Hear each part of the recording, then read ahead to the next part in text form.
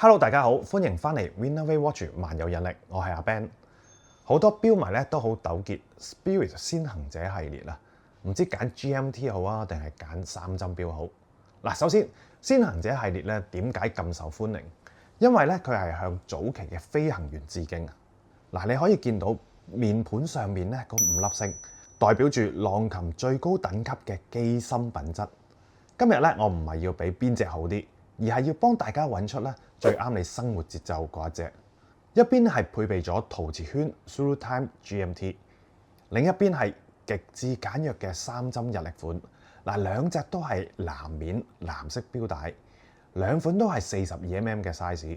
嗱，但係性格咧一個好動，一個好靜。我哋首先睇咗呢隻 Zulu Time L38124932。大家知唔知點解佢叫 Zulu Time？其實咧航空同軍事領域咧 Zulu 咧就係代表零時區啊。呢個名聽落去咧已經好有呢個飛行嘅感覺。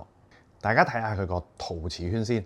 佢嘅藍色咧係深續得嚟咧帶點貴氣嘅，而且陶瓷物料咧有個好處啊，就係咧你戴咗10年8年咧佢都係咁新。再睇埋呢支小紅針啊。呢一個咧係 GMT 功能。呢隻錶咧採用咗 L844.4 自動機芯。佢係以 ETA 基礎再為浪琴深度改裝嘅。最勁嘅地方咧就係 Tree GMT 跳時功能啊，即係咧你可以唔影響喺分秒嘅情況下直接跳動個時針，而且佢通過 COSC 天文台認證。乜嘢係天文台認證？即係每日嘅誤差咧要喺-4至正6秒之內。喺度咧同大家科普一下所謂真 GMT 咧係可以獨立跳動時針。例如咧，你啱啱落飛機啦，到咗倫敦啦，你直接咧去校嗰個時針啦。而分針咧同秒針咧係唔會停嘅。咁呢種功能咧對於專業人士嚟講咧係非常之重要。如果你係一個注重功能、中意隻錶多啲嘢玩、多啲層次嘅 Zulu Time 一上手咧，你就會感覺到嗰種分量。好啦，我哋睇下另一邊先。呢一隻咧就係返璞歸真嘅 Spirit 三針日曆款。L38114930，雖然咧佢冇咗個旋轉標圈啊，但係咧我個人覺得咧，佢咧呢隻錶咧更顯大氣啊！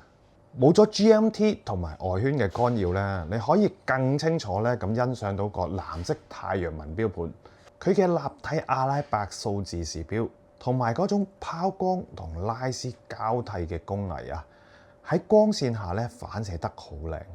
唔好以為咧佢得3針咧，機芯就會差啲。佢用緊嘅係 L888.4 機芯。好多標迷都知道 L888係浪琴嘅王牌機芯。佢同 Zulu Time 一樣，同樣都係有呢個 COSC 天文台認證，同樣有72個小時動力儲存，同樣都有呢個直游絲抗磁功能啊。雖然咧兩隻錶嘅直徑咧係一樣啦，但係大家咧留意一下個厚度啊。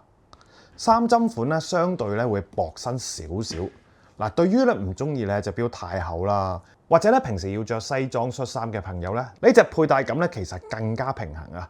日曆槍咧係3點位啊，比起 Zulu Time 嘅6點位咧，更有一種咧傳統嘅飛行錶嘅對稱感。好啦，最現實嘅問題啦，點樣揀好？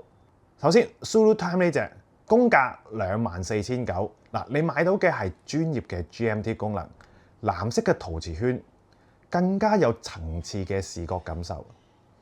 而三針款嘅公價係19,000，你買到嘅係純粹嘅飛行美學，同等級嘅天文台機芯性能。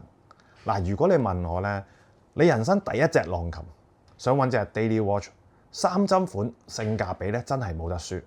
但如果咧你已經擁有咗幾隻錶啦，想揾隻有功能玩下，上手有份量感嘅話咧 Zulu Time 呢隻陶瓷圈咧就真係好吸引。講咗咁耐咧，阿 Ben 咧最想知道大家中意係多針啊，定係中意少針？中意陶瓷圈啊，定係中意鋼圈？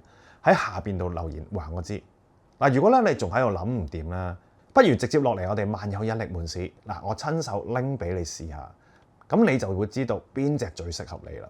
今日嘅介紹咧就去到呢度啊，記得 Like、Share 同訂閱我哋嘅頻道，我哋下集再見，拜拜。今日已經係年29啦，喺呢度，阿 Ben 咧代表萬有引力全體同事，預祝各位標迷馬到功成，龍馬精神，祝大家喺新嘅馬年事事順利，最緊要咧係身體健康。買錶咧就唔使睇價錢啦，想追邊隻就買邊隻。大家趁住新年假期帶埋新錶去拜年，贏爆全場啊！我哋門市咧就年初7啟市，咁有啲咩問題咧都可以繼續 WhatsApp 俾阿 Ben 查詢嘅。